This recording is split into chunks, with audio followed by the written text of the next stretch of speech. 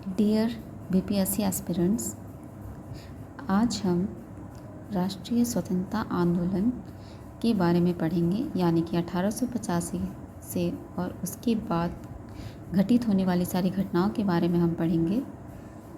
ये अरिहंत की सामान्य अध्ययन की पुस्तक है।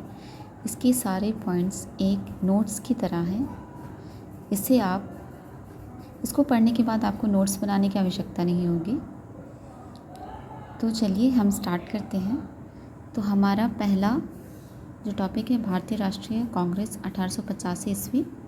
सेवानिवृत्त ब्रिटिश अधिकारी ए.ओ. ह्यूम एवं राष्ट्रवादी नेताओं के प्रयासों से कांग्रेस का गठन हुआ। पहले इसका नाम इंडियन नेशनल यूनियन था।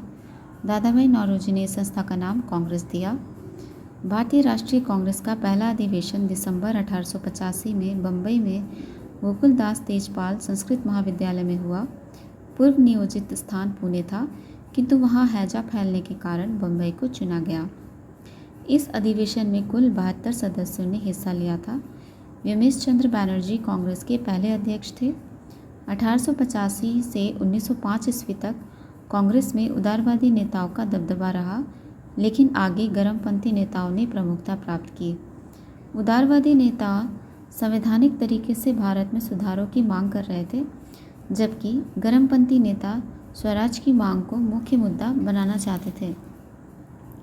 दादा भाई नौरोजी, सुरेंद्रनाथ बैनर्जी, फिरोज शाह मेहता, गोविंद रानाडे, गोपाल कृष्ण गोखले इत्यादि उदारवादी कांग्रेसी नेता थे। गर्मपंथी कांग्रेसी नेताओं में बाल गंगाधर तिलक, विपिन चंद्र पाल तथा लाला लाजपत राय प्रमुख थे। वायसराय कर्जन ने कांग्रेस के बारे में कहा कि कांग्रेस अपनी मौत की घड़ियां गिन रही है। भारत में रहते हुए मेरी एक सबसे बड़ी इच्छा है कि मैं उसे शांतिपूर्वक मरने में मदद करूं। भारतीय राष्ट्रीय कांग्रेस से पूर्व की संस्थाएं: लैंड होल्डर सोसाइटी 1838 ईस्वी, बंगाल ब्रिटिश इंडिया सोसाइटी 1843 ईस्वी, ब्रिटिश इंडियन एसोसिएशन 1851 ईस्वी, मद्रास नेटिव एसोसिएशन 1852 ईस्वी, ईस्ट इंडिया एसोसिएशन 1866 ईस्वी, इंडियन एसोसिएशन 1876 ईस्वी, बम्बई प्रेसिडेंसी एसोसिएशन 1884 ईस्वी।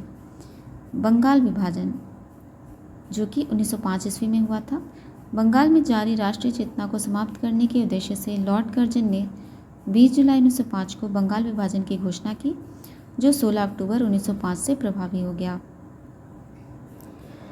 बंग भंग विरोधी स्वदेशी एवं बहिष्कार आंदोलन 7 अगस्त 1905 को ही आरंभ हो गया। 16 अक्टूबर 1905 को शोक दिवस एवं रक्षा बंधन दिवस के रूप में मनाया गया। आंदोलन का प्रसार पंजाब, बम्बई, आंध्र तथा मद्रास में भी हुआ। 1905 ईस्वी के बाद अनेक समाचार पत्र, संध्या, युगांतर, काल आदि क्रांतिकारी राष्ट्रवाद का समर्थन करने लगे। अप्रैल 1908 में खुदीराम बोस एवं प्रफुल्ल चाकी द्वारा मुजफ्फरपुर के जज किंग्सफोर्ड को मारने की कोशिश की गई। कलकत्ता से दिल्ली राजधानी परिवर्तन के समय वायसराय होर्डिंग पर बम फेंके गए। बम की योजना रासबिहारी बोस ने बनाई थी। स्वदेशी व स्वराज आंदोलन 1905 और 1906 ईस्वी। लाल बाल पाल और अरविंद घोष के प्रयासों के फलस्वरूप स्वदेशी व स्वराज की मांग की गई। 1905 ईस्वी के बनारस अधिवेशन में गोपाल कृष्ण गोखले की अध्यक्षता में कांग्रेस ने स्वदेशी तथा 1906 ईस्वी के कोलकाता अधिवेशन में दादा भाई नौरोजी की अध्यक्षता में कांग्रेस ने स्वराज की मांग रखी। मुस्लिम लीग 1906 ईस्वी में सलीमुल्लाह खां एवं आगा खां के नेतृत्व में ढाका में मुस्लिम लीग की स्थापना हुई, जिसका उद्देश्य ब्रिटिश सरकार के प्रति मुसलमानों की निष्ठा में वृद्धि करना तथा मुसलमानों के राजनीतिक अधिकारों की रक्षा करना था। मुस्लिम लीग के प्रथम अध्यक्ष वकार उल मुल्क मुश्ताक हुसैन थे। नवाब सलीमुल्लाह खां इसके संस्थापक अध्यक्ष थे। आगे देखिए, कांग्रेस में विभाजन 1907 ईस्वी। 1907 ईस्वी में कांग्रेस का वार्षिक अधिवेशन सूरत में आयोजित किया गया। इस अधिवेशन में उदारवादी तथा उग्रवादी कांग्रेसी नेताओं के बीच वैचारिक मतभेद सामने आया। सूरत के विभाजन का तत्कालीन कारण अध्यक्षों के चुनाव का मुद्दा था। राजधानी परिवर्तन 1911 ईस्वी। ब्रिटेन के सम्राट जॉर्ज पंचम का दिल्ली आगमन हुआ, जिसके स्वागत में भव्य दिल्ली दरबार का आयोजन किया गया। बंगाल विभाजन रद्द करने एवं राजधानी को दिल्ली स्थानांतरित करने की घोषणा हुई। 1 अप्रैल 1912 को दिल्ली को कलकत्ता की जगह भारत की नई राजधानी बनाया गया। देखिए, ताना भगत आंदोलन 1914 ईस्वी, जब आप लुसेंट की किताब पढ़ते हैं तो ये ताना भगत आंदोलन के बारे में आपको उसमें नहीं मिलेगा, परंतु इस बुक में दिया गया है। देखिए, ताना भगत आंदोलन बिहार के दक्षिणी भाग, जो कि अब झारखंड में है, 1914 ईस्वी में आरंभ हुआ। यह आदिवासियों का पहला आंदोलन था जिसमें सत्याग्रह को महत्व दिया गया। इस आंदोलन को जतरा भगत नामक व्यक्ति ने नेतृत्व प्रदान किया। यह आंदोलन ऊंची भू राजस्व दर तथा चौकीदारी कर के विरुद्ध आरंभ हुआ था। देखिए, कामागाटामारू प्रकरण ये तो ज़रूरी नहीं है, हम आगे बढ़ते हैं। लखनऊ समझौता 1916 ईस्वी। देखिए, 1916 ईस्वी में मुस्लिम लीग के नेता मोहम्मद अली जिन्ना तथा कांग्रेस नेताओं के बीच समझौता हुआ, जिसके बाद एक संयुक्त समिति का गठन किया गया। 1916 ईस्वी में मुस्लिम लीग तथा कांग्रेस का संयुक्त अधिवेशन लखनऊ में हुआ। इसकी अध्यक्षता अंबिका चरण मजूमदार ने की। लखनऊ अधिवेशन 1916 की 2 महत्वपूर्ण घटनाएं थी। उग्रवादियों को, जिन्हें पिछले 9 वर्ष से कांग्रेस से निष्कासित कर दिया गया था, का एक बार फिर कांग्रेस में पुनः प्रवेश तथा कांग्रेस और मुस्लिम लीग के बीच ऐतिहासिक लखनऊ समझौता हुआ। लखनऊ समझौते के द्वारा कांग्रेस ने पहली बार मुसलमानों के लिए पृथक निर्वाचक मंडल की मांग औपचारिक रूप से स्वीकार कर ली, जो कालांतर में एक बड़ी भूल सिद्ध हुई। कांग्रेस के लखनऊ सम्मेलन में उग्रवादी और उदारवादियों को पुनः एक करने में तिलक और इनी बेसेंट की भूमिका महत्वपूर्ण थी। आगे हम पढ़ेंगे होम रूल लीग आंदोलन, जो कि 1916 ईस्वी में हुआ था। भारत में सबसे पहले होम रूल लीग की स्थापना 28 अप्रैल 1916 में बाल गंगाधर तिलक ने बेलगांव पूना में की। जोसेफ बैप्टिस्टा इसके अध्यक्ष थे। तिलक ने मराठा तथा केसरी नामक समाचार पत्रों का संपादन किया। सितंबर 1916 में एनी बेसेंट ने Akhil Bharatiya home rule league का गठन मद्रास में किया।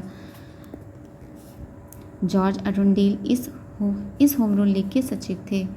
एनी बेसेंट ने कॉमनवेल्थ तथा न्यू इंडिया समाचार पत्र के माध्यम से होम रूल लीग के विचारों का प्रसार किया। एनी बेसेंट के सहयोगियों में वीपी वाडिया तथा सीपी रामास्वामी अय्यर शामिल थे। लीग की सर्वाधिक शाखाएं मद्रास में थी, लेकिन लीग की सक्रियता सर्वाधिक बम्बई, उत्तर प्रदेश के कुछ हिस्से तथा गुजरात के ग्रामीण क्षेत्रों में थी। गोपाल कृष्ण गोखले द्वारा स्थापित संस्था सर्वेंट ऑफ इंडिया सोसाइटी के सदस्यों को लीग में प्रवेश की अनुमति नहीं थी। चंपारण सत्याग्रह 1917 ईस्वी। 1917 ईस्वी में चंपारण के किसान राजकुमार शुक्ल के निमंत्रण पर गांधी जी चंपारण आए। चंपारण में नील के किसानों की स्थिति 3 कटिया पद्धति थी, जिसके अंतर्गत 3/20वें हिस्से पर नील की खेती करना अनिवार्यता के कारण खराब थी। गांधी जी ने नील किसानों के समर्थन में सत्याग्रह का पहली बार भारत में प्रयोग किया। इस आंदोलन से जुड़े अन्य नेता थे राजेंद्र प्रसाद, जेबी कृपलानी, महादेव देसाई। गांधी जी के सत्याग्रह के बाद सरकार ने नील किसानों की स्थिति पर विचार करने के लिए एक समिति गठित की। चंपारण सत्याग्रह के दौरान गांधी जी के कुशल नेतृत्व से प्रभावित होकर रविन्द्रनाथ टैगोर ने उन्हें महात्मा की उपाधि प्रदान की। अगस्त घोषणा 1917 ईस्वी। 20 अगस्त 1917 को ब्रिटेन की संसद में भारत सचिव मॉन्टेग्यू ने एक प्रस्ताव प्रस्तुत किया, जो अगस्त घोषणा के नाम से जाना जाता है। इस प्रस्ताव के अनुसार भारत में प्रशासन की हर शाखा में भारतीयों को अधिक प्रतिनिधित्व प्रदान करने की बात कही गई थी। तो दोस्तों, ये वीडियो मैं यहीं पर समाप्त करती हूँ। कल हम इसके आगे पढ़ेंगे, जो है खेड़ा सत्याग्रह 1918 ईस्वी। फ़िलहाल अगर आपको मेरी वीडियो अच्छी लगी तो मेरे वीडियो को लाइक करें और चैनल को सब्सक्राइब करें। Thank you.